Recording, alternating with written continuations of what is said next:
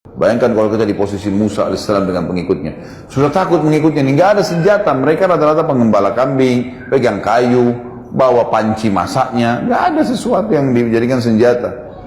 Maka dalam Al-Quran diceritakan pengikut Musa sempat mengatakan, ya Musa, inna mudrakun, kita sudah terjangkau nih.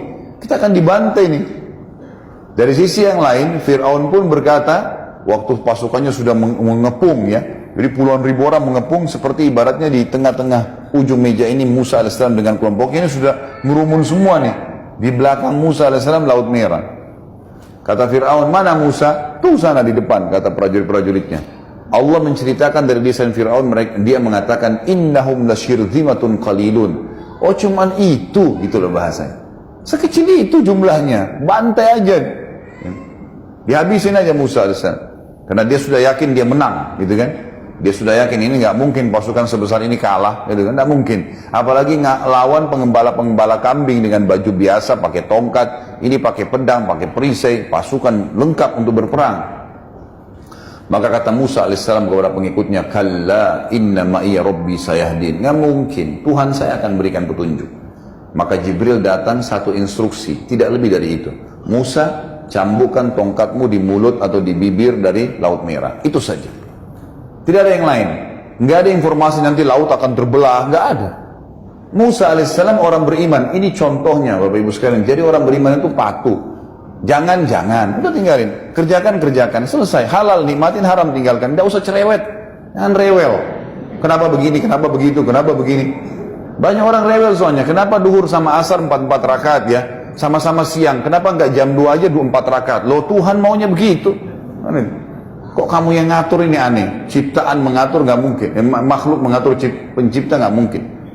Maka terjadi seperti itu. Musa alaihissalam dan para nabi-nabi memberikan pelajaran kepada kita. Ibrahim tadi disuruh berdiri saja, nggak buat apa-apa. Lakukan. Disuruh sembeli anaknya, sembeli. Pas mau sembeli nggak jadi, Allah selamatkan, gitu kan? Seperti itulah. Maka Musa alaihissalam disuruh cambukan. Musa belum tahu nih. Jibril datang bisikin, cambukan tongkatmu. Itu saja perintah Allah. Baik, cambuk. Di depan matanya Fir'aun lihat, ini sudah depan mata ini, sudah kelihatan, tinggal diserang saja Musa alaihissalam. Jadi kelihatan tuh angkat tongkatnya Musa, lalu Musa memukulkan di pinggir Laut Merah.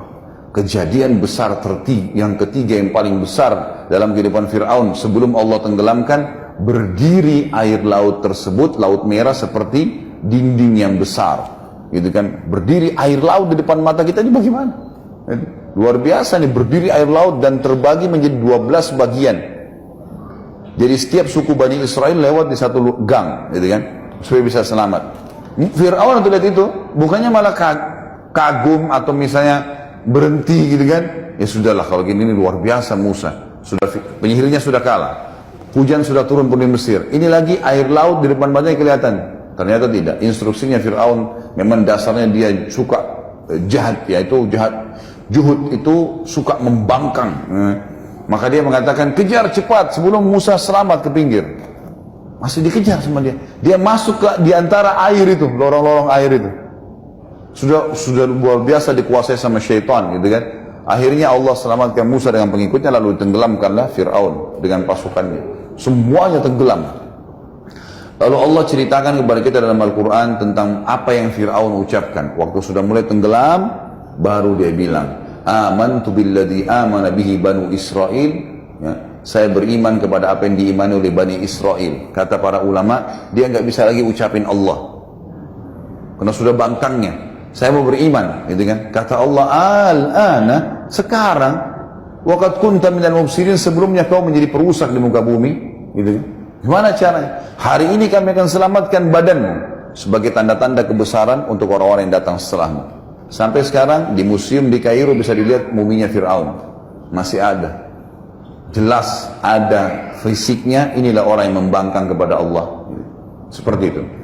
Maka habislah kehidupan Fir'aun yang penuh dengan kerajaan, kekayaan, kelebihan fisik, pasukan yang kuat, hanya karena kufur kepada Allah.